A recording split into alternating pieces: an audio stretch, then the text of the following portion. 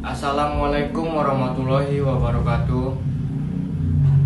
Teman-teman sekalian yang dirahmati Allah Subhanahu wa taala, semoga selalu dijaga hatinya oleh Allah Subhanahu wa taala agar selalu ikhwah billah, agar selalu percaya dan yakin kepada Allah Subhanahu wa taala. Karena kelemahan kita itu berawal saat kita meragukan Allah. Dalam segala dinamika hidup, kita selalu butuh Allah. Kita butuh Allah ketika Allah kasih kita ujian. Bahkan tetap kita butuh Allah ketika Allah kasih kita nikmat. Kalau kita butuh Allah saat kita diuji, ada kesabaran kita terjaga. Karena orang yang tidak ditemani atau dibersamai oleh Allah Subhanahu wa taala, ketika dia sedang diuji, maka dia akan mudah untuk berkeluh kesah, bahkan berputus asa.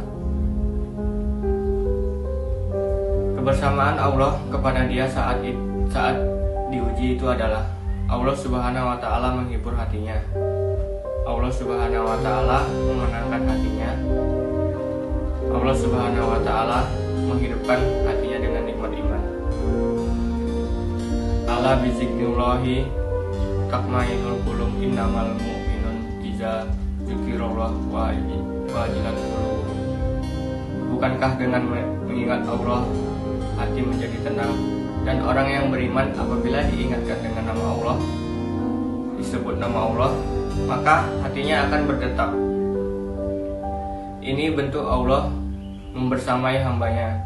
Ketika dia sedang diuji, Allah menghiburnya dengan kalimat alam yajidka yatiman fa'awa wajadaka dolan fahada wajadaka ailan fa'agna. Allah menghiburnya dengan kalimat inna a'toina kal-kausar. Allah juga menghiburnya dengan kalimat kala saya lamun summa kala laya lamun. Allah menghiburnya juga dengan kalimat la tahzan innallaha ma'ana. Ini adalah ketika Allah membersamai seorang hamba saat dia dalam keadaan diuji. Allah membersamai hambanya juga ketika dia dalam keadaan memberi nikmat. Karena tanpa itu maka seseorang akan jatuh justru kepada dosa-dosa, karena dia mendapatkan banyak kenikmatan hidup. Kalau Allah Subhanahu wa taala tidak menjaga dia saat dia diberi nikmat, maka nikmat itu justru menjadi jalan bagi dia untuk terjerumus kepada banyak dosa.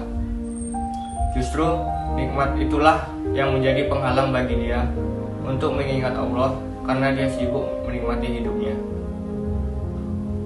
Akhirnya dia terhalang dari mengingat Allah tepat waktu, sibuk menikmati hidupnya, terhalang dari Allah untuk bangun tengah malam. Karena dia tidurnya larut. Kenapa tidur larut? Karena terlalu banyak yang harus dia dinikmatin sebelum tidur.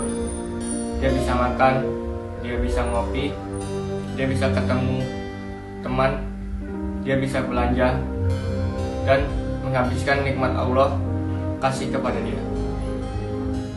Sehingga tidurnya terlalu larut, lalu dia tidak bisa bangun untuk menghadap Allah, curhat kepada Allah. Hal yang selama ini dia lakukan justru ketika dia diuji oleh Allah. Ketika dia diuji oleh Allah, mudah bagi dia bangkit tengah malam, curhat, sujud panjang, menangis dalam doa. Ketika Allah kasih curhat, ketika Allah kasih nikmat curhatnya hilang, malamnya lelap sampai bahkan subuhnya juga kelewat. Ini kalau Allah nggak membersamai seseorang hamba ketika dia diberi nikmat. Sehingga orang yang seperti ini, kalau dalam keadaan seperti ini terus menerus dalam jangka waktu yang lama, nanti dia akan terjebak di dalam istidraj.